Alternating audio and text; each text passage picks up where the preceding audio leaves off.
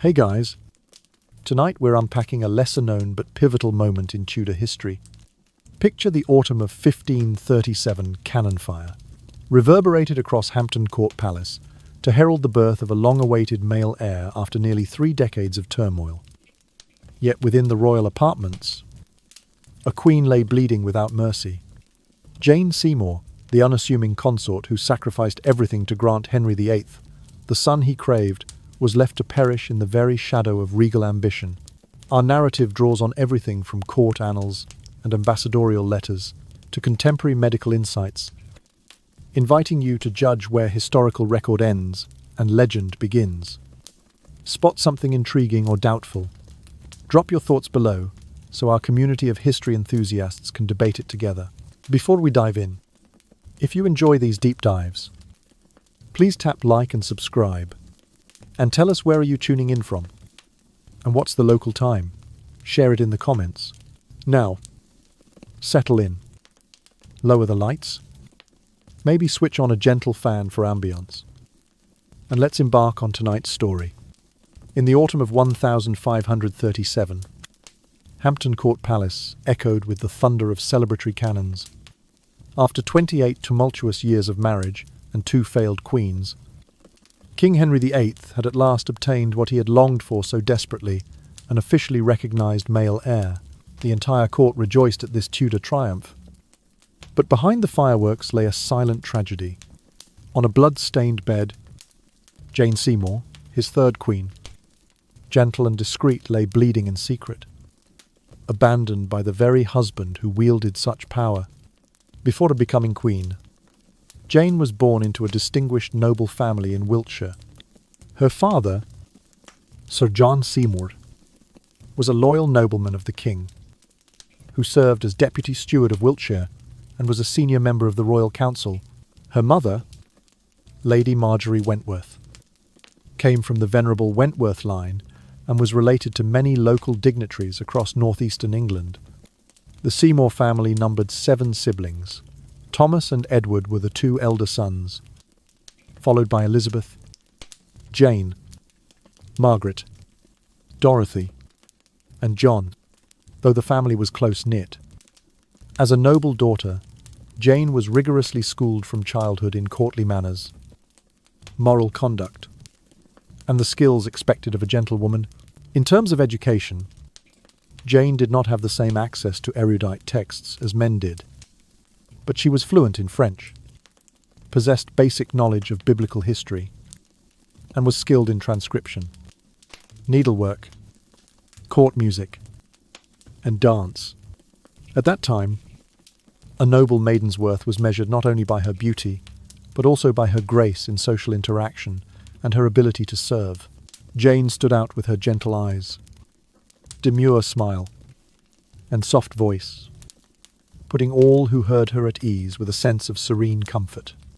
Jane's path to the throne began when she was chosen to serve Queen Catherine of Aragon. The court was resplendent, yet rife with political intrigue, where every gesture was observed and every word carried ulterior motives.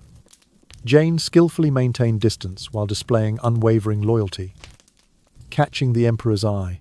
Even after Queen Catherine fell into disfavour and Anne Boleyn ascended, Jane remained in Anne's household, showing respect for the new queen without flaunting her own ambitions.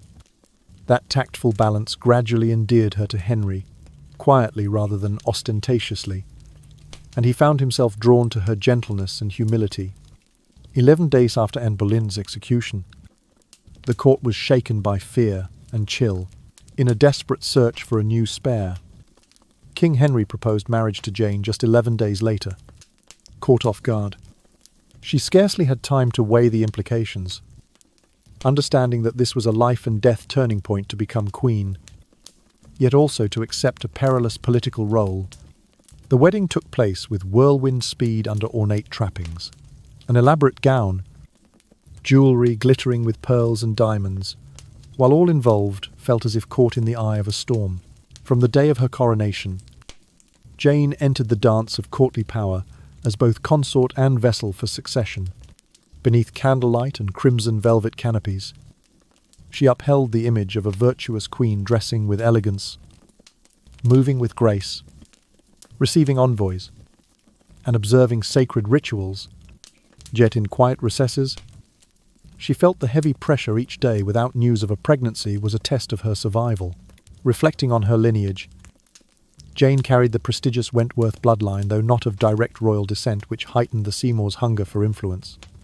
Her two brothers, especially Edward Seymour, leveraged their sister's position to ascend to power, becoming protector and duke when the prince was born. Yet tragedy, compounded tragedy, the family's meteoric rise fueled courtly jealousy and plotting, where the rule of all or nothing held sway. Amidst the pomp and mounting tension, Jane experienced a brief but turbulent season. She dwelled in a magnificent yet chilly palace, where political schemes flickered like restless flames. Still, she maintained a composed, gentle demeanor, like a lullaby before a storm. Every smile, every curtsy, was a delicate sacrifice, ornamenting a ruthless crown. Then, as the moment drew near, Henry's urgent desire for a male successor became the driving force. Jane, by fortune and pedigree, emerged as the obvious choice. Yet from the instant of celebration, she began to endure the harrowing trial of childbirth. Herblut, each drop soaking into the lavish sheets, became the costly price of dynastic preservation. Only when her crimson lifeblood seeped unchecked did the court's merciless nature reveal itself. Queens are replaceable, heirs are not. Jane, the gentle daughter of the Seymour line, never fulfilled her role as nurturing mother of the realm, lost instead to the cold indifference of power. In that hushed, drowsy autumn twilight, Jane Seymour's tragedy opened a chapter of tears and blood in England's story, a somnolent lullaby for a devoted wife. Crushed by the inexorable fate of royal ambition, from the very moment Jane Seymour assumed the title of Queen, it was clear she was no bride of love, but rather the product of a carefully orchestrated political calculation. It was only 11 days after Anne Boleyn's execution on the 19th of May, 1536, that Jane was hurriedly fitted for her wedding gown. The Seymour family, driven by deep ambition, had chosen her an elegant, youthful noblewoman with a reputation for bearing children as their instrument for achieving royal favour. Unlike the fiery Anne Boleyn or the learned Catherine of Aragon, Jane presented herself as the obedient wife, ever respectful of courtly protocol and eager to serve the king's will. In reality, this submissive demeanour was a thin veil in her heart. Jane harboured ambitions no less vigorous than those of any former queen. From the day of her coronation to the first stirrings of pregnancy, she understood that her very life and status depended on her ability to produce a male heir. The early months of marriage unfolded under the relentless gaze of the entire court. Every morning, courtiers watched Jane for signs of nausea. Every meal she ate was noted. Even the rhythm of her menstrual cycle was recorded by her ladies-in-waiting. Under the direction of the royal physicians, Jane gradually lost control over her own body. In the early months of 1537, when news finally broke that she was expecting, the court turned its full attention to safeguarding the precious cargo in her womb. Her chambers were lavishly furnished tapestries of deep crimson, canopies of velvet, embroidered with gold thread, and cushions of the finest brocade. A strict dietary regimen was imposed upon her, every morsel of food analysed for its potential impact on fetal health, and she was forbidden to engage in any activity that might endanger the unborn child. Yet this intense care was devoted not to Jane herself, but to the hope of securing the Tudor succession. In reality, the affection shown was for the future prince, not for Jane. For months she was confined to her private apartments, isolated from society. Her physical strength and mental well-being gradually eroded by solitude. The spectres of her predecessors hovered over her nights. Catherine, divorced for failing to bear a son, and Anne, executed on charges of adultery, reminded Jane that her own survival hinged upon a single outcome. Each creak of the palace corridors, Each hush that fell over the banquet hall weighed upon her with the dread of a prisoner awaiting judgment. Beyond the palace walls, the political currents of Europe swirled around Jane's pregnancy. Protestant reformers looked upon her unborn child as divine endorsement of Henry's break from Rome, while staunch Catholics clung to hope that a new prince might persuade the king to return to papal obedience. Foreign ambassadors dispatched weekly missives on Jane's well-being, their reports scrutinized in royal councils. The fate of the Tudor dynasty, and thus the balance of power in Christendom, rested upon the fragile life beating within her. Sleepy nights found Jane drifting in and out of restless dreams. She imagined letters from foreign princes, praising her, only to awaken in the dim candlelight to the stark reality of her gilded confinement. The hush of midnight corridors became the soundtrack of her anxiety. Each delicate footstep she took to the window, gazing out at the pale moonlight, reminded her that she was both queen and vessel, a dual identity that filled her with both pride and dread. As her body changed, the court's obsession intensified. Midwives whispered in dark corners about the shape of her belly. Chamberlains drew up charts predicting the timing of the birth. Jane's personal attendants, once companions in youthful laughter, now served as subtle enforcers of every precaution. No letter she wrote escaped review. No visitor passed without questioning. Her thoughts, once free to wander, were now bound by duty and surveillance. And yet, in those long weeks, Jane discovered a quiet resolve. Each breath reminded her that she carried not only the lineage of the Seymours but the hopes of a realm divided by faith and ambition. Though weary, she found solace in small rituals, the touch of a prayer book's leather cover, the whispered sound of Latin hymns by her bedside, the gentle rustle of silk curtains as dawn approached. In these moments, she felt herself more than a political pawn. She felt herself a mother, determined to see her child's first cry. Thus, as the seasons turned from frosty nights toward the promise of spring, Jane Seymour endured the weight of history upon her shoulders. Behind every congratulatory proclamation and ceremonial fanfare lay the unspoken truth: she was expected to perform a miracle, to transform the hopes of a kingdom into a living heir. Little did she know that this very expectation would lead her into a crucible of pain and sacrifice, where love and power would collide in the most intimate chamber of all. When the heavy doors of the birthing chamber at Hampton Court finally swung shut on the 9th of October in the year 1537, the entire court held its collective breath. Jane's labour had already stretched on for 2 full days and nights, 48 hours, marked by every conceivable agony. In that cramped, dimly lit room, crimson velvet drapes hung like silent sentinels, and candles flickered against the shadows. The air was thick with the scent of tallow and sweat, mingling with the solemn murmur of ladies in waiting, reciting prayers and incantations in low, haunting tones. It felt as if the very walls were leaning in, straining to witness this sacred and terrifying contest between life and death. Through those endless hours, the physicians, dressed in robes embroidered with heraldic symbols, treated Jane not as a woman in travail, but as an instrument for bringing forth the much-desired male heir. They administered draughts of herbal tonics and attempted needle-piercing acupuncture designed to stimulate the womb, and they whispered of 5 herb elixirs that might ease the passage of child and blood. Yet no mixture of tinctures or poultices could staunch the tide of pain or stem the flow of crimson. Some accounts whisper that a crude extraction, an emergency cesarean of the most rudimentary kind, was performed, though such a perilous procedure was reserved only for those moments when the infant's life teetered on the brink. At last, with a final, shuddering cry, the infant prince emerged into the world. Across London, cannon fire thundered once more, church bells pealed their rejoicing, and bonfires blazed into the night, painting the sky with triumphant orange.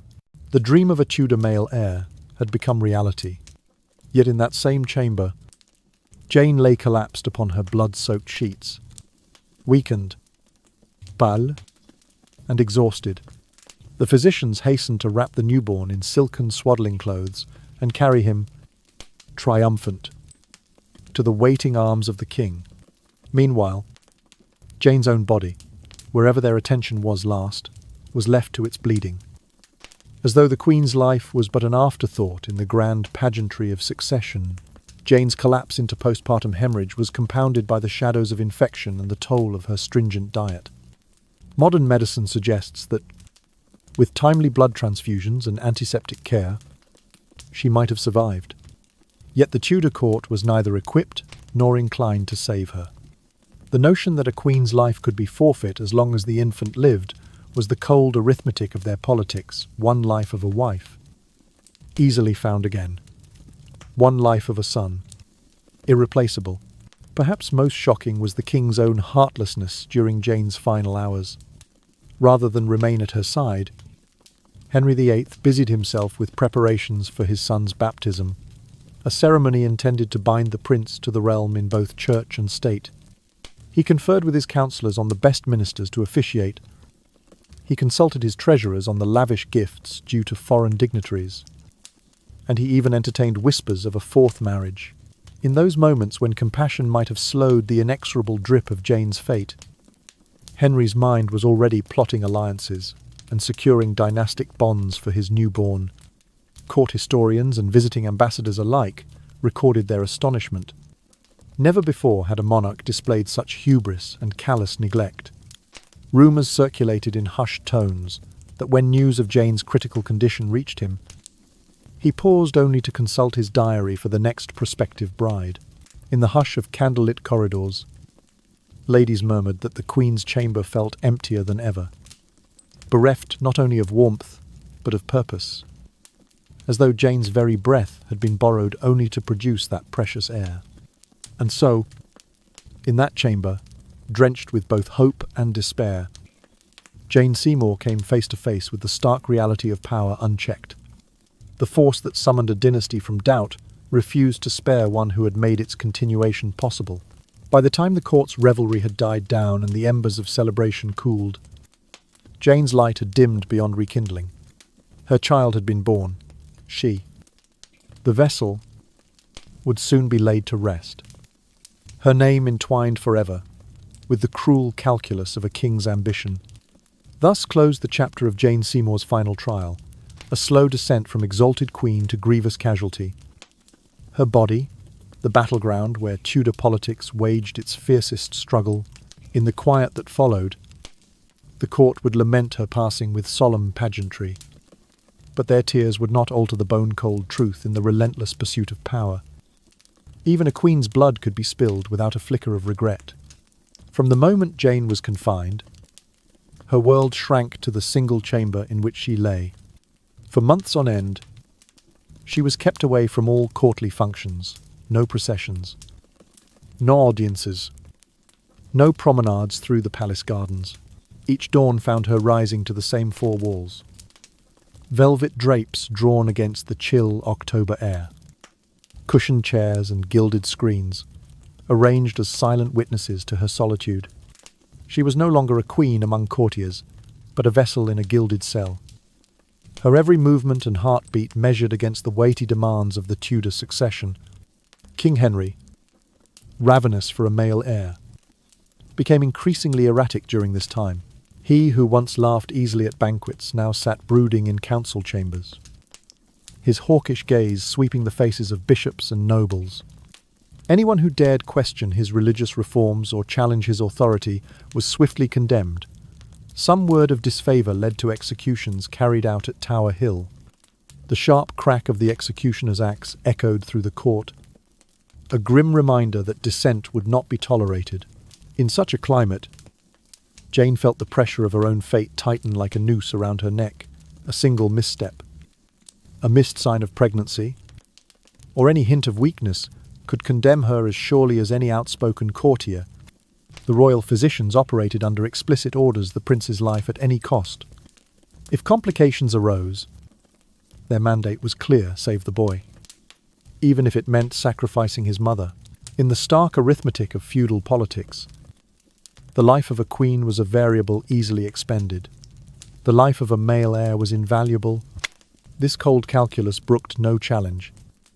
And Jane, gentle by nature, had no means to refuse.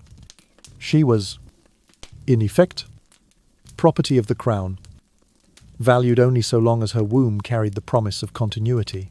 As her pregnancy advanced, the doctors imposed ever more stringent diets, hoping to avoid complications they feared might arise from failing to control every aspect of her nutrition. Jane found herself subsisting on thin soups brewed from herbs and broths, portions measured with mathematical precision, rich meats, fresh fruits, and buttery pastries once enjoyed at lavish feasts became forbidden luxuries, deemed too risky for the precious cargo she bore. Her strength ebbed with each passing day. The pale light of the chamber seemed to drain the colour from her cheeks, as surely as her restrictive rations sapped her vitality. Meanwhile, reports of her condition flew across Europe. Envoys from France, Spain, and the Low Countries sent weekly dispatches. Her Majesty's health remains precarious. They would write, but the child is said to kick strongly. In foreign courts, these bulletins were passed with anxious interest. The balance of power hinged on the safe arrival of a Tudor prince. Should Jane fail, those who backed reversion to papal obedience or rival claimants would find fresh cause for celebration. And then came the grand pageantry of confinement. On a crisp autumn morning, Jane was escorted to the birthing chamber in state. The room was draped with sumptuous carpets and tapestries, threads of gold woven among rich reds and deep blues. Brocade pillows were piled high on a mattress of down, and servants carried flasks of cooling waters and perfumed linens. Noble women, dressed in their finest velvets and kirtles, took turns standing vigil. Every ritual was performed with solemn dignity, the lighting of incense to ward off evil spirits, the blessing of the bedposts with holy water, the intoning of psalms to guide souls from darkness to light. Yet beneath these rites lay a crude medical understanding, reliant more on tradition and superstition than on any knowledge of anatomy or the science of blood. From the 9th to the 11th of October, Jane endured what felt like an eternity of labour. Each contraction brought waves of pain that pulsed through her body like tidal forces, the velvet drapes seeming to close in upon her with every groan. The physicians, lacking analgesics of any real potency, resorted to primitive measures. They applied heated compresses to her abdomen, manipulated her body with firm but unfamiliar hands, and urged her to drink spoonfuls of herbal mixtures intended to ease the passage of the child. Yet blood flowed unchecked, staining the silken sheets and seeping into the soft mattress beneath. Rumours whispered that, in desperation, the doctors attempted a rough extraction, an emergency procedure to deliver the prince should his life hang in the balance. For a mother, such an intervention was as close to a death sentence as one could face without an official pronouncement. At last, amidst the hush of anticipation, the infant prince gave voice to his first breath. A single, piercing cry echoed through the corridors of Hampton Court and seemed to set the night aflame. Cannons thundered, bells tolled in every church across the city, and bonfires lit the horizon with their dancing flames. The kingdom celebrated with a fervour born of relief and triumph.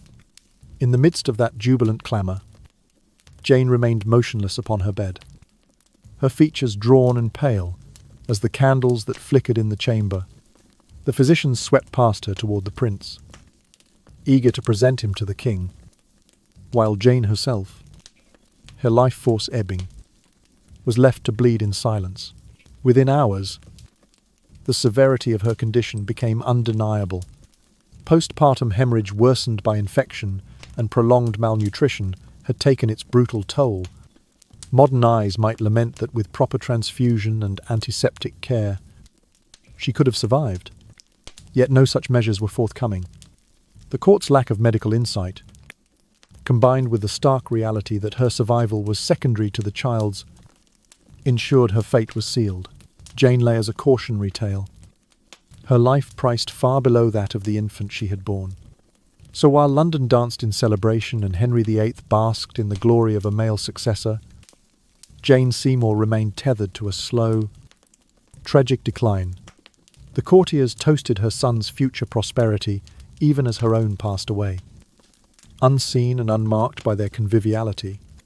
In that moment, the palace revealed its harshest truth for power. A mother's blood could be spilled without a single tear, and in the hush that followed the last crack of cannon fire, Jane's faint, weary breaths whispered a final lullaby to a kingdom that valued its heir above all else.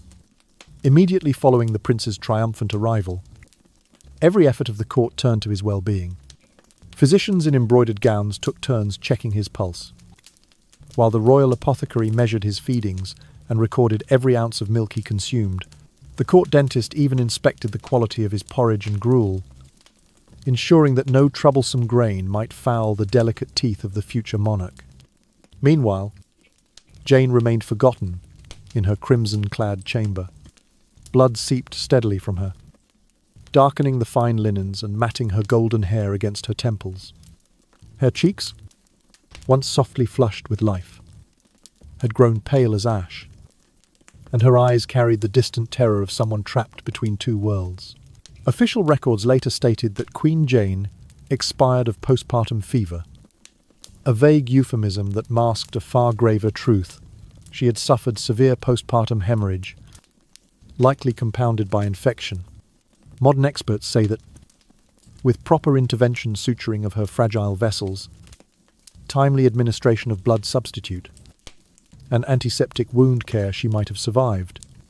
Yet the Tudor court lacked both the knowledge and the incentive to preserve her life. Once the prince was safe in his cradle, Jane ceased to be the kingdom's priority. Her body, which had served its purpose, was left to bleed, as if to reinforce the brutal hierarchy of value in that age. King Henry VIII, for his part, showed no inclination to delay the next stage of dynastic planning. He did not pace outside the Queen's chamber, nor did he linger by her bedside.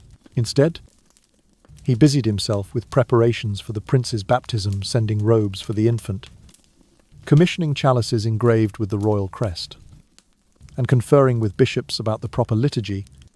When word eventually came that Jane had stabilized from her most critical moment, the king raised an eyebrow in mild relief, then returned to his councils, reviewing potential brides with a brisk efficiency that spoke volumes.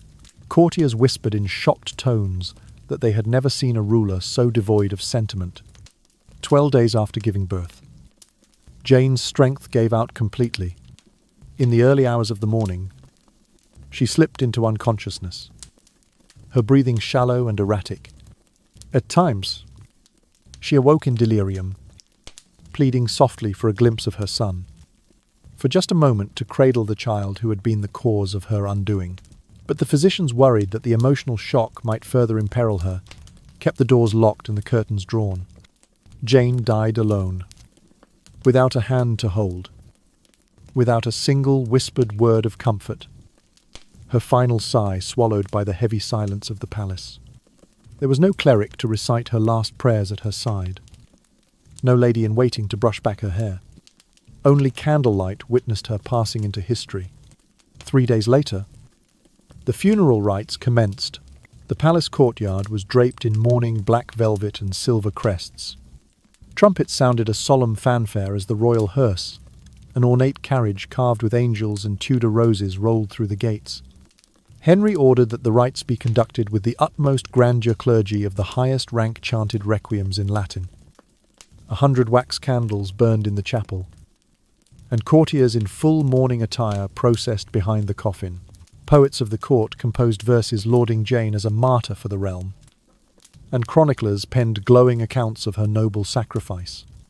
Thus, the harsh reality of her neglect was softened into a beautiful, consoling narrative, one that cloaked cruelty in the language of reverence. Yet within a matter of months, the court's mourning had given way to calculated haste. In January of 1540, Henry wed Anne of Cleves, a match brokered to secure an alliance with Protestant princes in the Rhine. That union, too, proved brief, ended by a formal annulment within months. Catherine Howard succeeded her, only to meet her own grim fate at the block. Finally, Catherine Parr became queen, the last of Henry's 6 wives, guiding him in his later years with tact and patience. Each marriage served as a tool in Henry's ongoing quest for political advantage, and each queen in turn was swept aside when her usefulness waned. Even in death, Jane Seymour remained central to Henry's carefully curated image. When he prepared for his own burial in 1547, he decreed that his tomb should lie beside hers at St. George's Chapel, Windsor. It was less a gesture of true devotion than a final stroke of propaganda, an attempt to present himself as Henry the faithful husband, eternally bound to the mother of his beloved son. In those silent stones, the reality of his indifference was buried alongside the memory of Jane's lonely passing. Over time, Jane Seymour's story became the stuff of legend. She came to be remembered as the gentle, devoted mother, the perfect queen who died in service of her king and country. Yet beneath the layers of myth and courtly piety lay the stark truth of a system that saw women as vessels to be used and discarded. Jane did not die so that the people of England might grieve. She died so that the wheels of power could continue to turn uninterrupted. And in that final irony, her passing remains a cautionary tale. Honour and title afford no shield against the callous machinery of ambition. And even a queen's life can be weighed and found wanting when the prize is a king's unending thirst for legacy.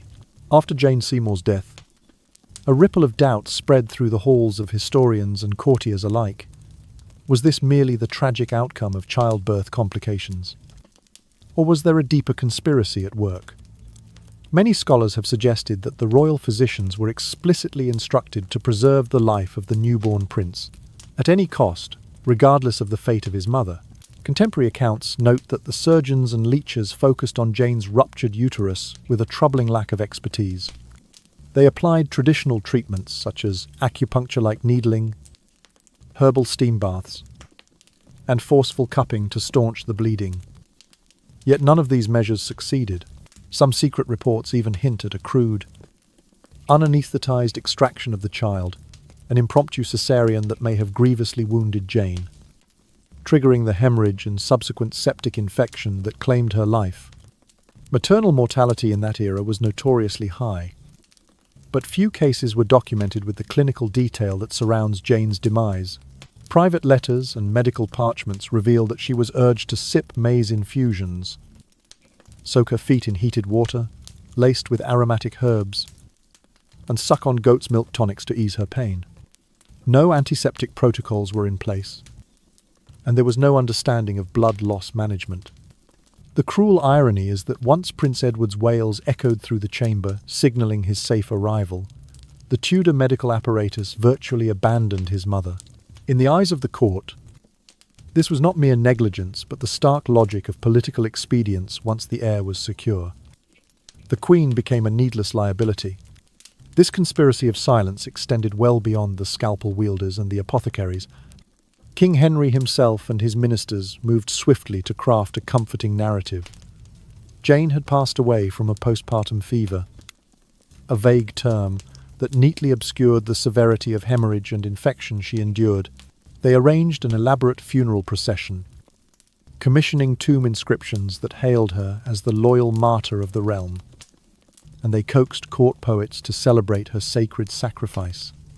Thus was a brutal medical failure repackaged as a noble act of devotion to crown and country.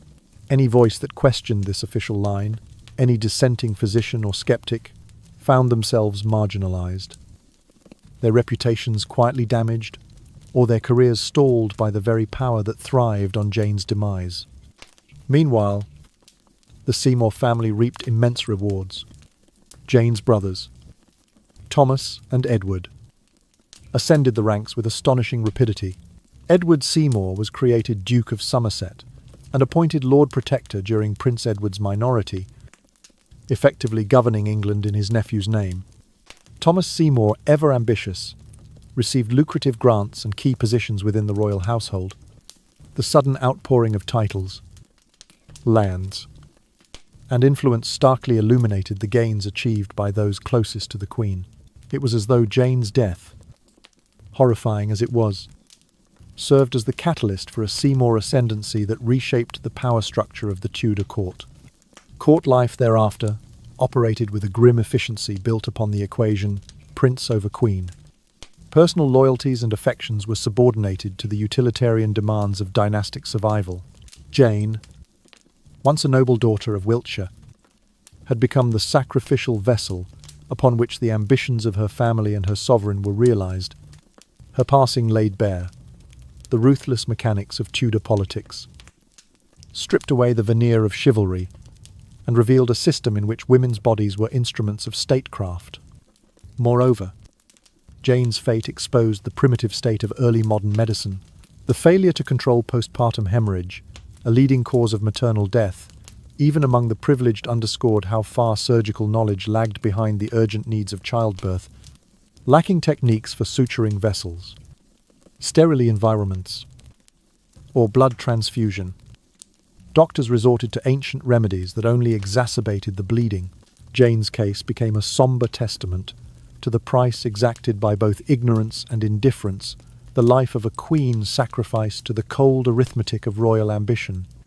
In the centuries following her passing, scholars would pore over the inconsistencies between official chronicles and surviving letters. They would note how chaplains and ambassadors alluded to whispered instructions that prioritized the heir, while eyewitnesses recounted the Queen's agonizing entreaties for aid.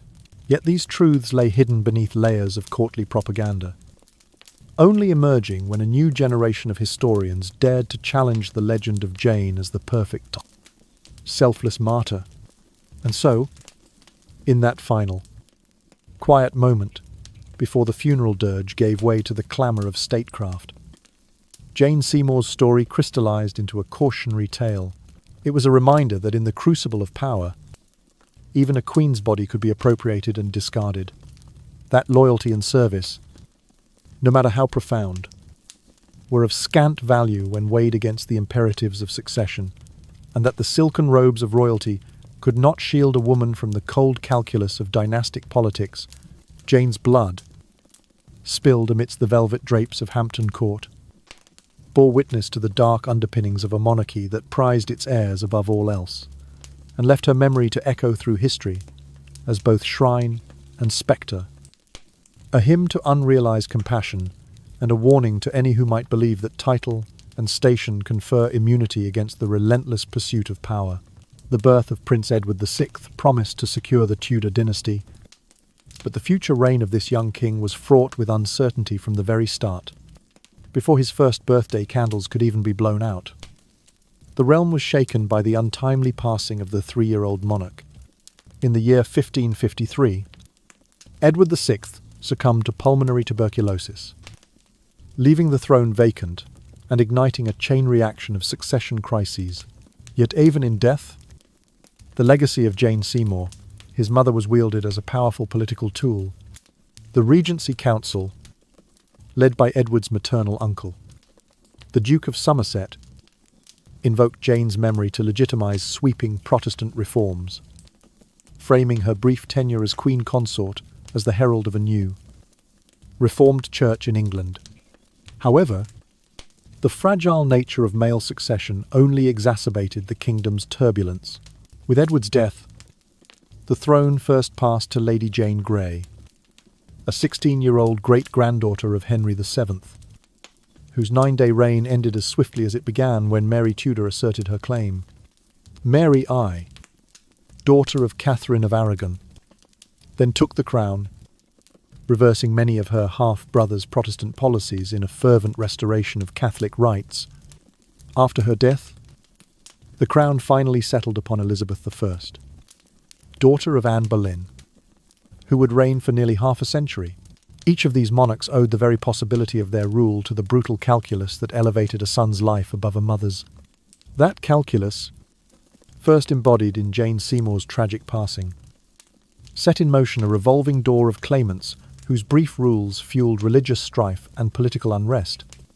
The realm was plunged into an era that chroniclers would later dub the blood and belief tragedies. Jane Seymour's own legacy thus came to occupy two starkly contrasting dimensions. On one hand, she was immortalized as the emblem of noble sacrifice. In Shakespearean dramas, she appears as a sorrowing mother whose devotion and suffering evoke sympathy and awe. Poets and playwrights of later generations cast her as the perfect, devoted queen who gave her life for her son and her country. A gentle figure who embodied the ideal of selfless maternity. On the other hand, her story served as a chilling illustration of regal ruthlessness. By consigning Jane to a fate of medical neglect once her duty had been fulfilled, the Tudor state revealed its willingness to expend the lives of women in the pursuit of dynastic continuity.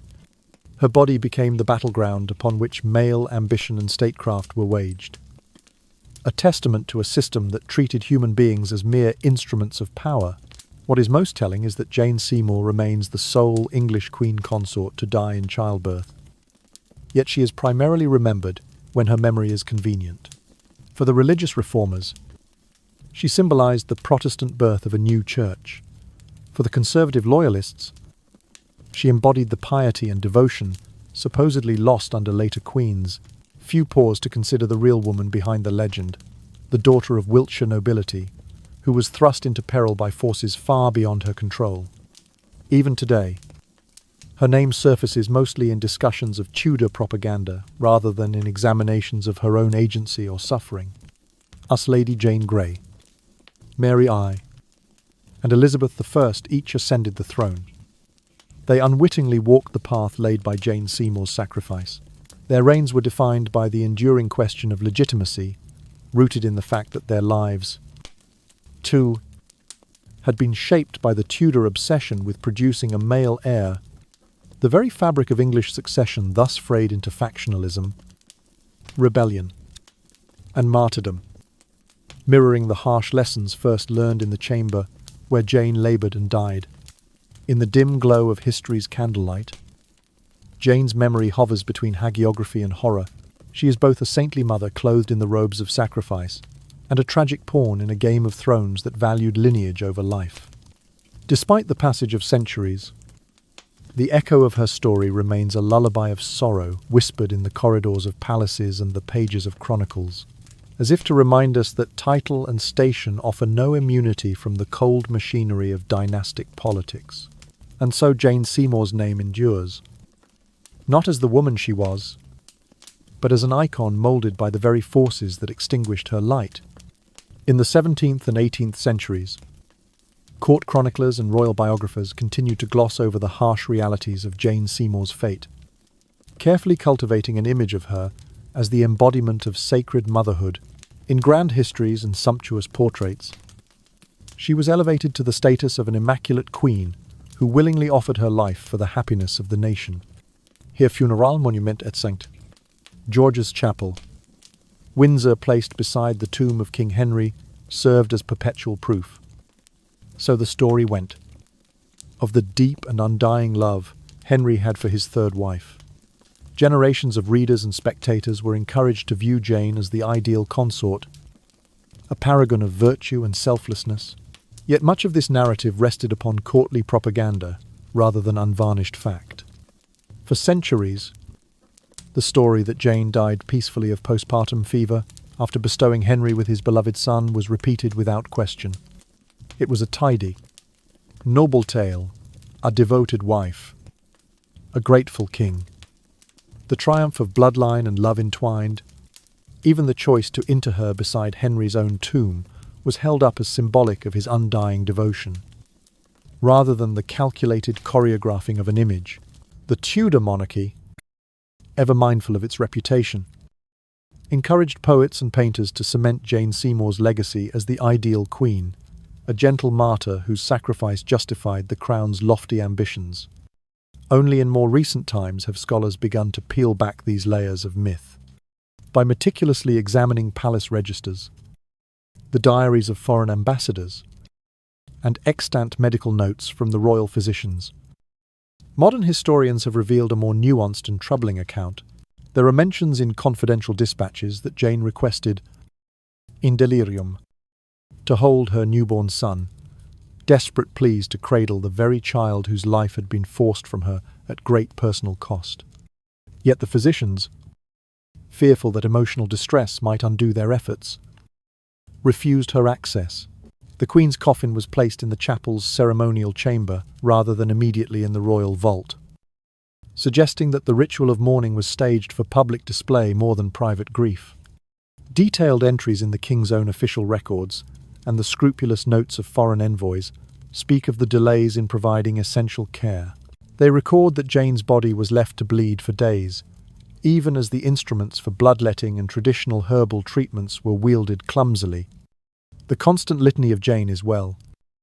Jane recovers, scrawled in ledgers, was contradicted by eyewitness accounts of her waning strength and mounting distress. These accounts lay buried for centuries beneath the polished veneer of Tudor propaganda, accessible only to those few who could decipher archaic scripts or who had the patience to cross-reference disparate archives. Archaeological work in the late 20th century provided further corroboration. Excavations under St. George's Chapel uncovered fragments of cloth stained with blood-consistent compounds, dated precisely to the months following Edward VI's birth. Chemical analyses demonstrated the presence of rusted iron particles, likely elements of early surgical instruments, offering tangible proof that Jane endured a crude intervention. Meanwhile, microscopic residues of herbal compounds on the chamber floor revealed that steam infusions and poultices had been applied far more extensively than public accounts suggested, pointing to a desperate and ultimately futile attempt to staunch her bleeding. These discoveries, when brought to light in academic journals and conferences, began to erode the long-held image of Jane as the serene martyr. Instead, a portrait emerged of a woman caught between competing demands: the need to preserve royal bloodlines, the ignorance of early modern medicine, and the ruthless indifference of a state determined to protect its heir. Scholars argued that Henry's carefully staged mourning rituals, the flowing black silk hangings, the processions of candlelit torches, and the eulogies exalting Jane's holy sacrifice were less an outpouring of genuine grief than a masterful exercise in courtly theatre. As volumes of correspondence between ambassadors from France, Spain, and the Holy Roman Empire have now been published, the view from abroad also shifted. These foreign observers were less inclined to perpetuate the domestic myth. Their letters home, sometimes frank enough to risk royal displeasure, describe a monarch more preoccupied with alliances and marriages than with consoling a dying wife. They mention, almost in passing, the Queen's isolation and the whispered gossip that her death might actually serve as a convenient means for the king to secure new political bonds.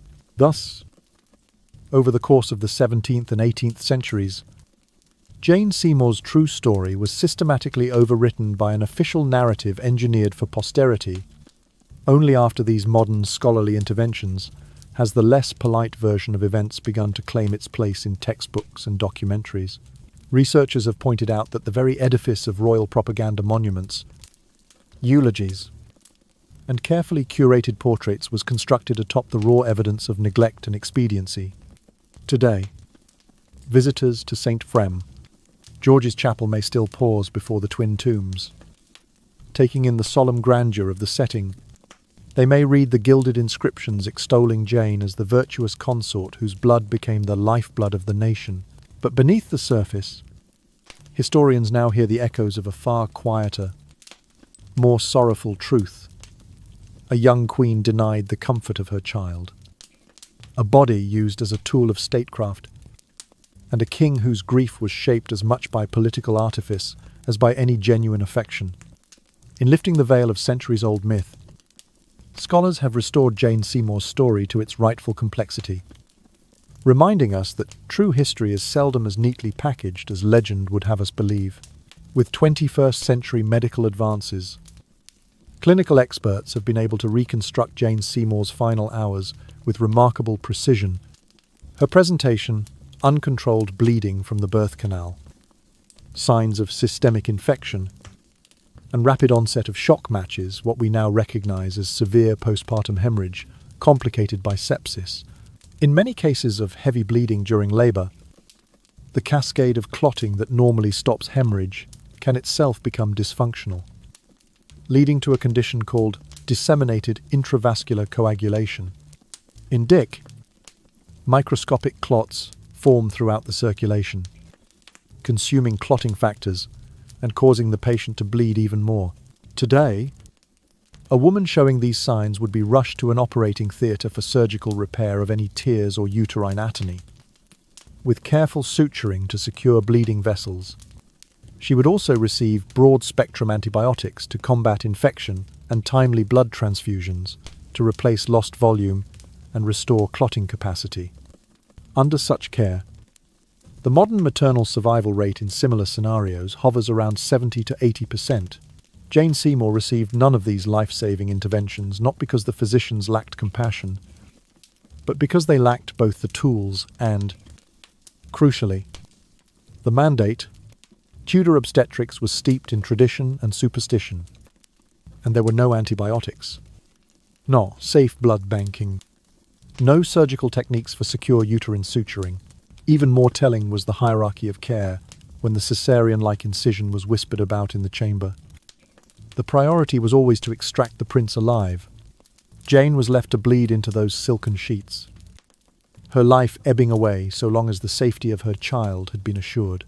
In other words, the delay in treating her hemorrhage and the skewed allocation of the scant medical attention toward the newborn directly consigned Jane to the fate of a cautionary statistic rather than a patient in need. In this light, Jane Seymour's story becomes a stark emblem of medical inequality and women's rights in early modern society.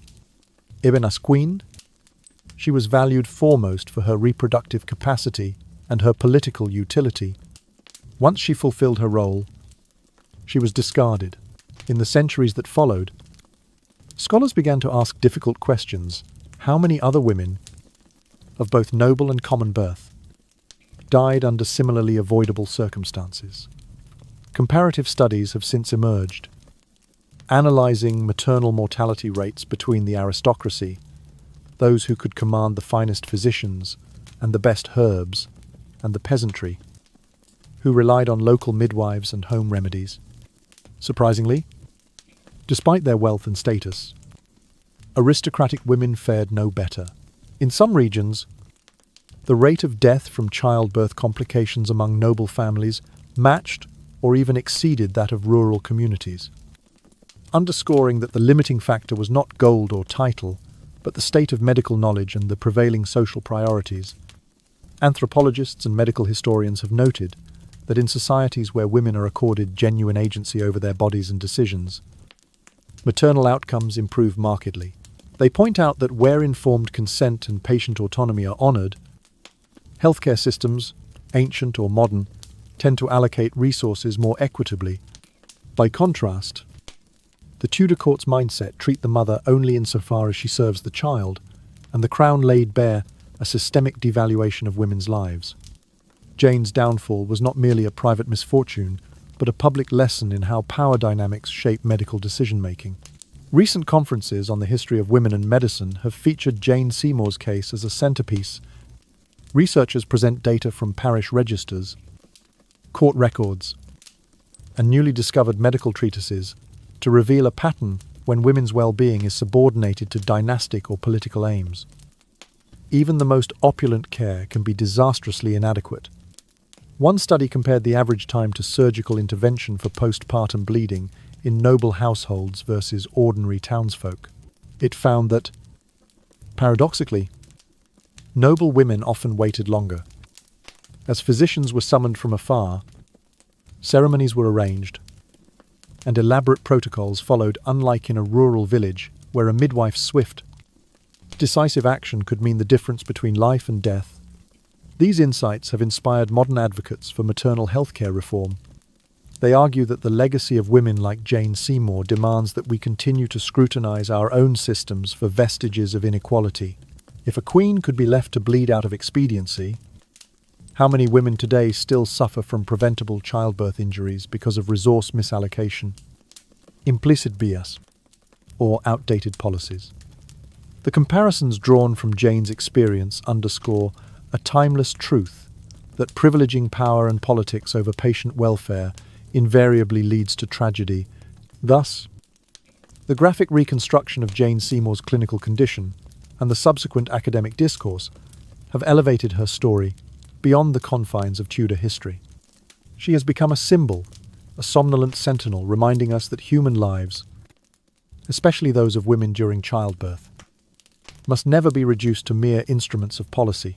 In recognizing how Jane's blood stained the very throne, she helped secure scholars and medical professionals alike find renewed purpose in championing equitable care, a corrective to the cruel calculus that once cost her her life.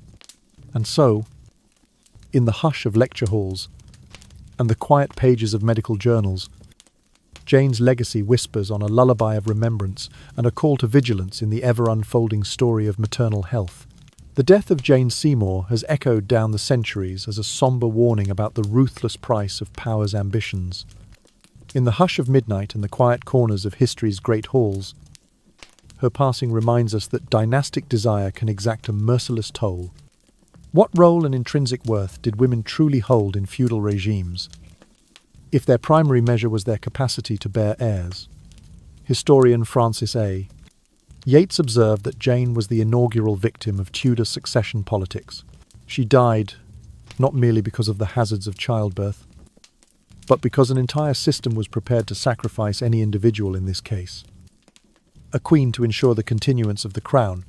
Moreover, Jane's story compels us to ask how many other women, seen only as vessels of lineage, were swept aside once they fulfilled their function.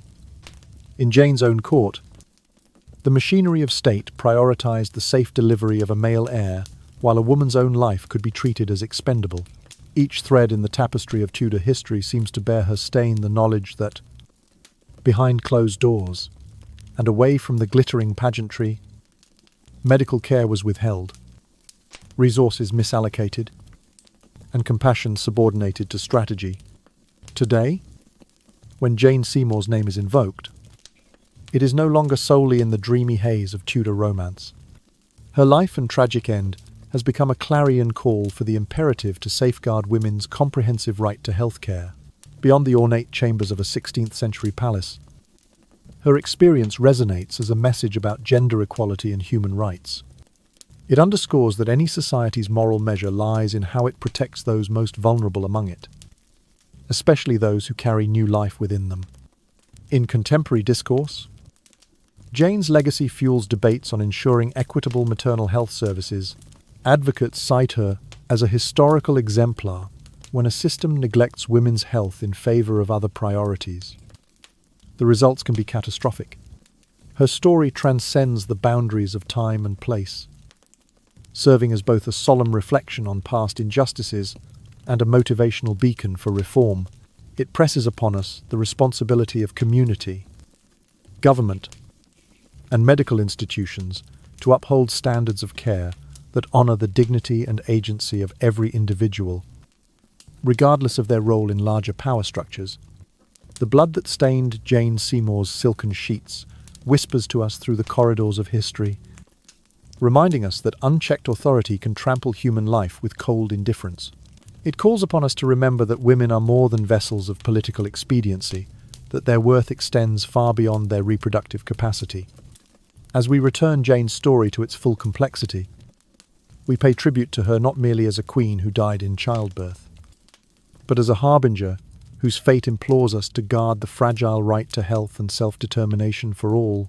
After Jane Seymour's funeral rites had faded into memory's shadow, Henry VIII set about his next grand design, another marriage to fortify alliances and secure his realm's position in Europe. Within weeks of the solemn procession at St.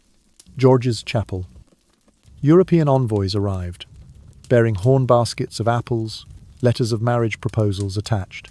Ambassadors from the Swiss cantons, the Spanish court, and the French regency all offered their princesses and heirs, eager to bind England to their interests.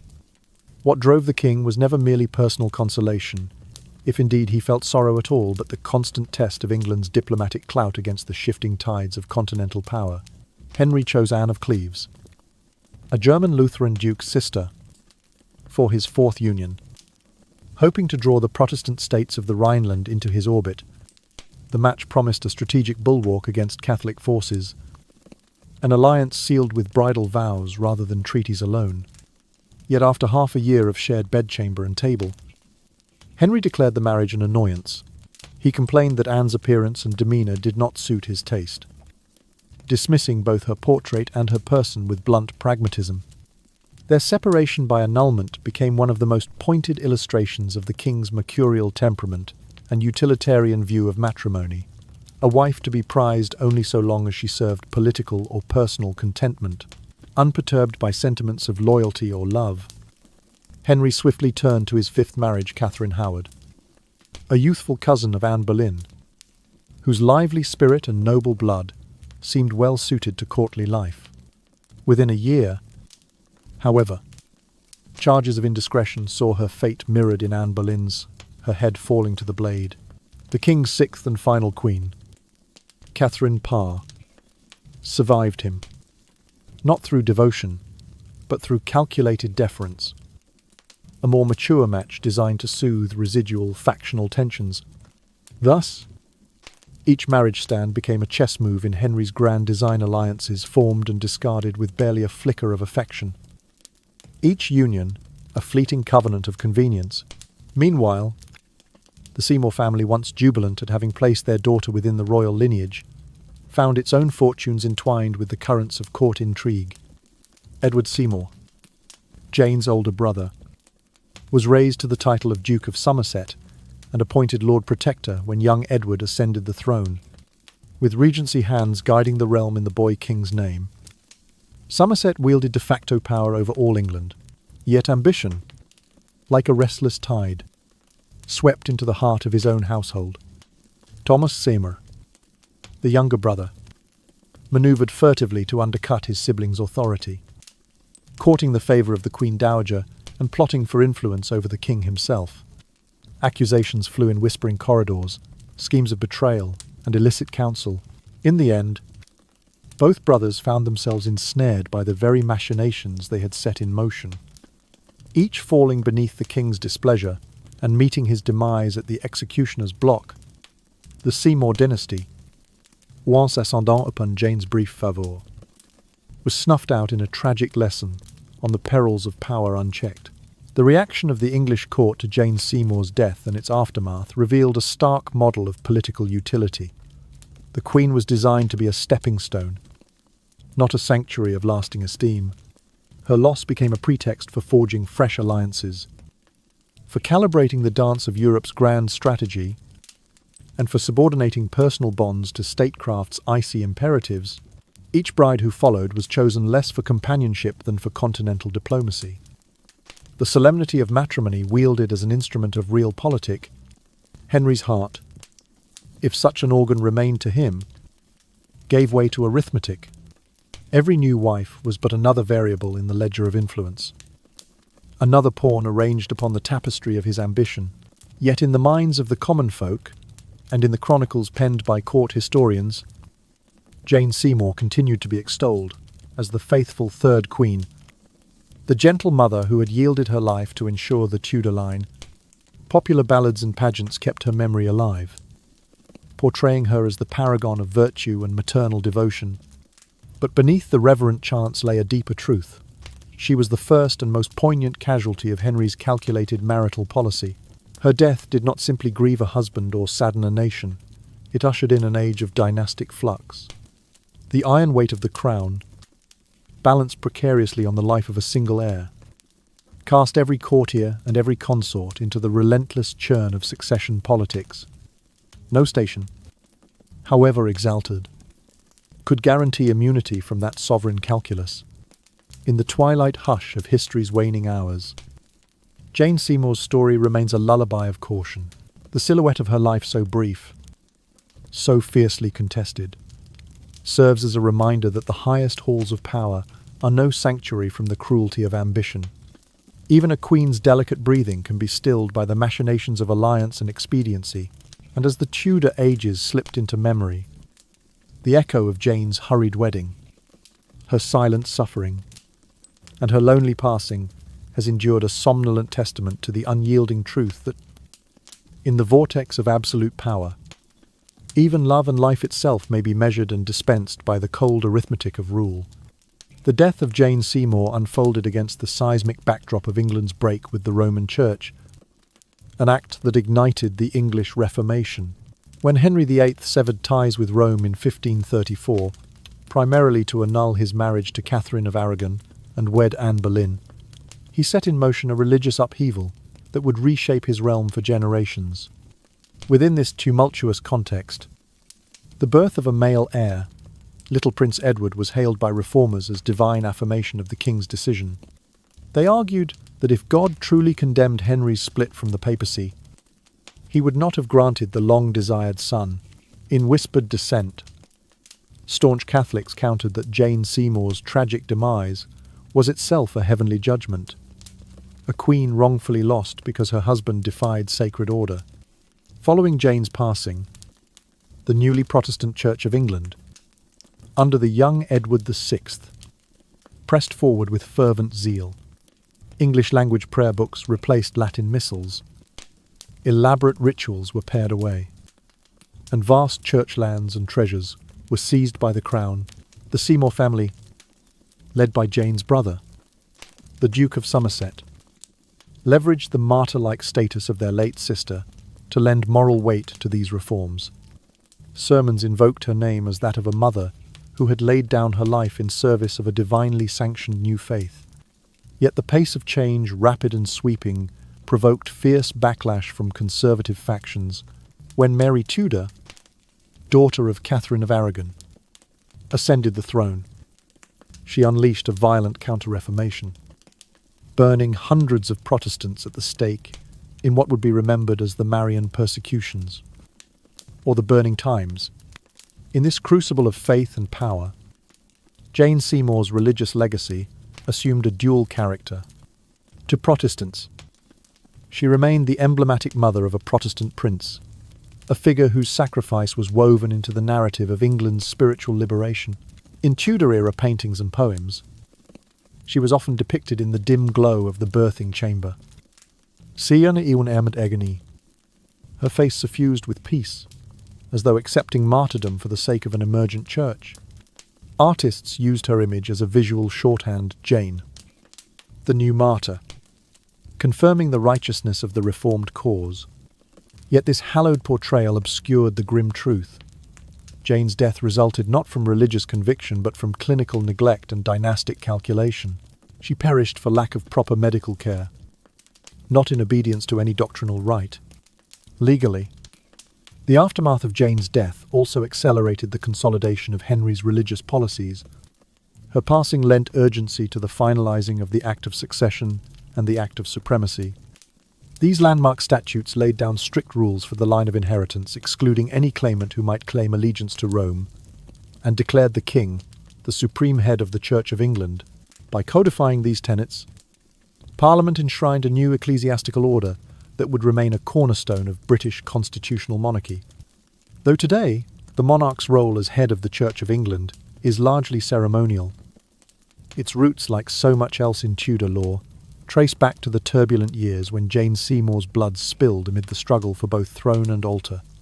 Through these legal reforms, Jane's brief presence at court echoed long after her passing.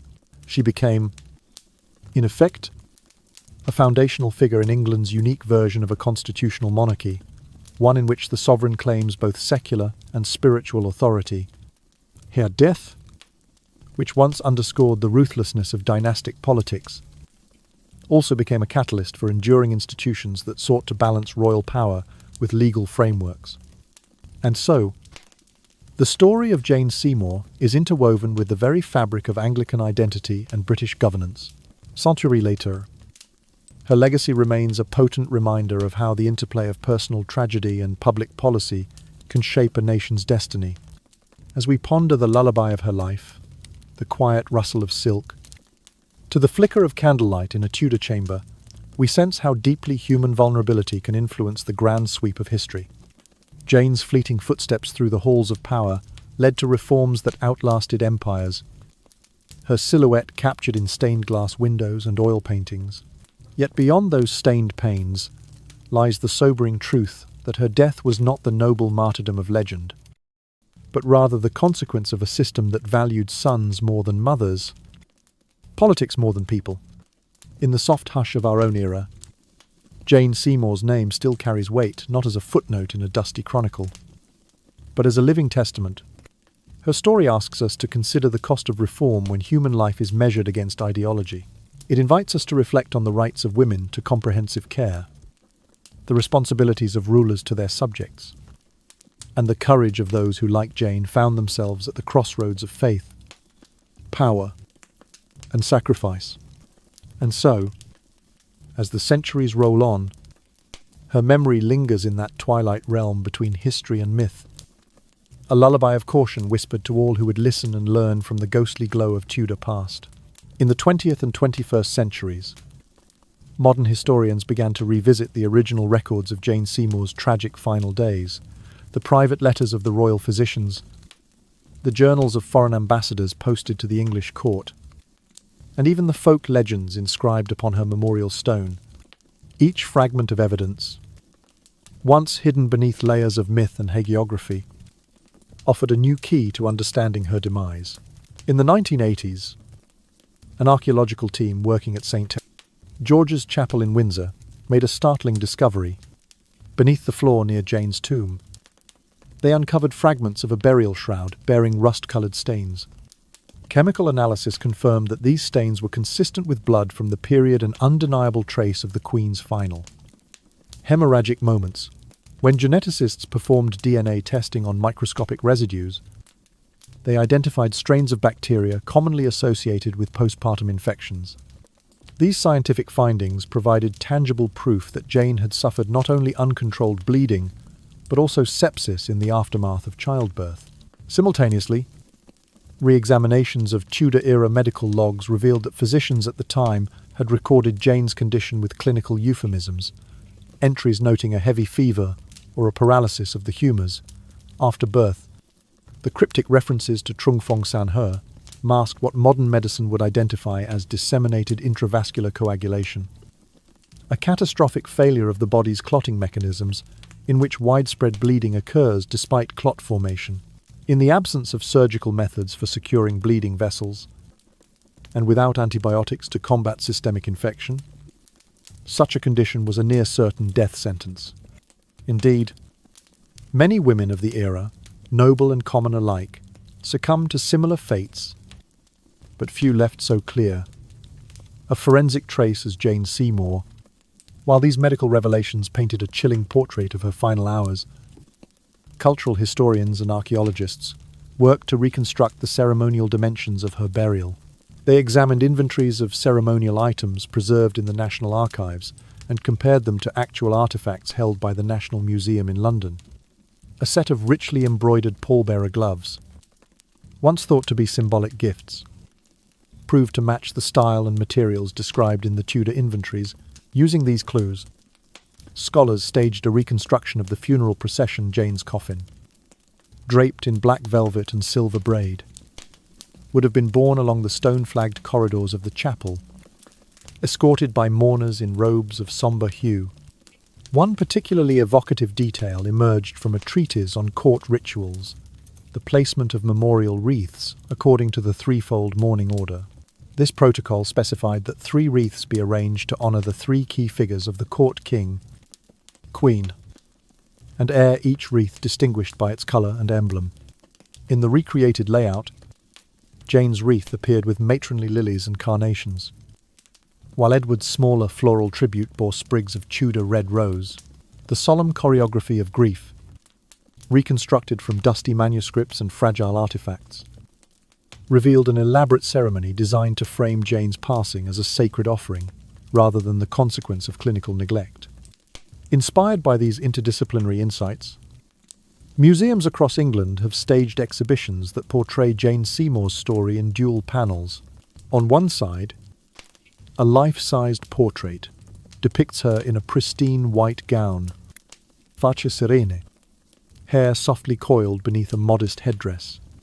Next to it, a glass case displays the stained shroud fragments and a replica of a Tudor bloodletting bowl, symbols of the brutal reality that underlay the legend.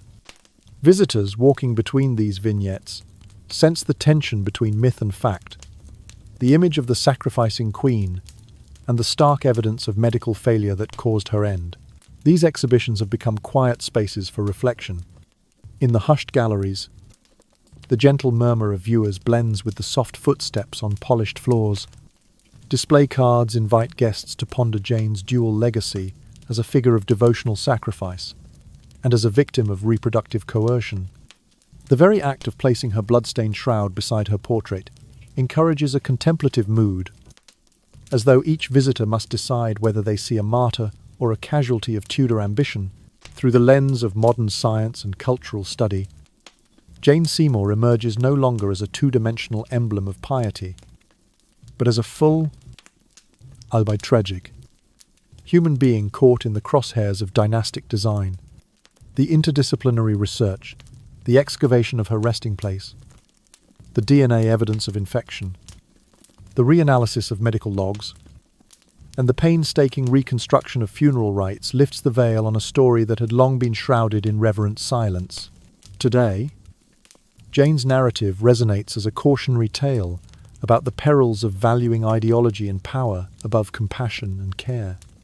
Her shroud and portrait stand side by side to remind us that beneath the splendor of crowns and ceremonies lies a fragile flesh and bone. The exhibitions that honor her memory do so not merely to romanticize a bygone queen, but to raise questions about how societies assign worth to those who give life. And in the soft glow of museum lights, amid whispers of discovery and regret, Jane Seymour's quiet legacy endures a gentle but insistent rumination on the high cost of ambition, the vulnerability of the human body, and the need to remember that even in royal halls, life's most precious breaths can be measured in the quiet drip of lost time. In the hushed glow of Jane Seymour's story, we find more than the tragic portrait of a Tudor queen.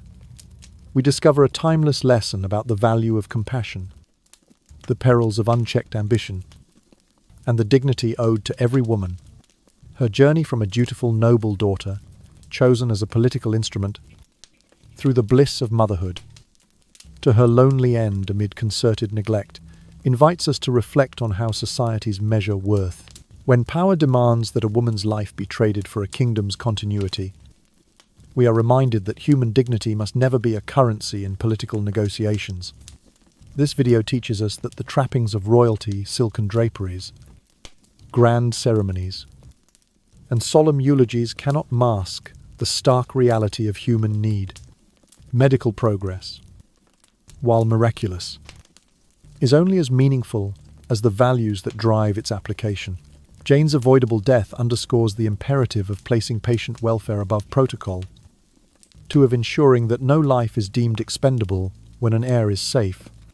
In today's world, where disparities in maternal care still claim too many lives, her story resonates as a call to action to advocate for timely interventions, equitable access, and respect for bodily autonomy. Moreover, Jane's legacy extends into the realm of gender equality. She teaches us that defining women solely by their reproductive roles diminishes their full humanity. True progress emerges when we honor the rights of every individual to make choices about their own bodies and futures. Her narrative, echoing across centuries, encourages us to challenge cultural norms that relegate women to narrow functions, and to champion policies that safeguard health and dignity for all. Finally, the tale of Jane Seymour reminds us of history's dual faces, the legends we construct and the truths we uncover. By lifting the veil on propaganda and examining evidence with modern eyes, we learn the importance of critical inquiry and the courage to question cherished myths. In embracing both the romance and the rigor of her story, we gain a richer understanding of our shared past and a clearer vision of the compassionate futures we can build. As the candlelight flickers on her memory, we carry forward her name, not merely as a queen who died, giving life, but as an enduring symbol of empathy, justice, and the unbreakable value of every human being.